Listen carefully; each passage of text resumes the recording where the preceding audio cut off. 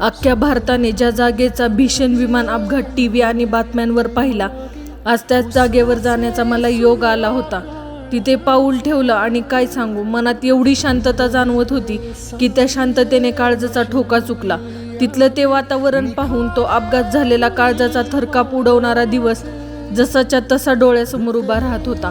मनाचा हिया करून जेव्हा दादांच्या त्या प्रतिमेकडे पाहिलं, तेव्हा मात्र स्वतःला आवरता आलं नाही. डोळ्यातून घळाघळा पाणी वाहू लागलं.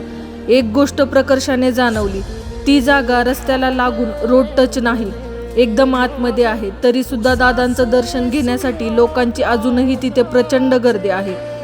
तिथे येणारी प्रत्येक गाडी निरखून पाहिली. ती फक्त आपल्या बारामती MH42 नव्हती, तर महाराष्ट्राच्या कानाकोपऱ्यातून पासिंगच्या गाड्या तिथं होत्या. हे पाहून मनाला एकच सत्य समजलं, शरीर मरत आहे, नाम नाही. हा आघात फक्त बारामतीकरांवर नाही, तर संपूर्ण महाराष्ट्राचं अख्खं नुकसान झालं आहे. आणि असं नुकसान जे कधीच भरून येऊ शकत नाही. दादांच्या आठवणींना विनम्र अभिवादन. तुमच्या मनातील भावना मला कमेंटमध्ये नक्की व्यक्त करा. एक कामाचा माणूस आज आपल्यात नाही, यावर आमचा अजूनही विश्वास बसत नाही.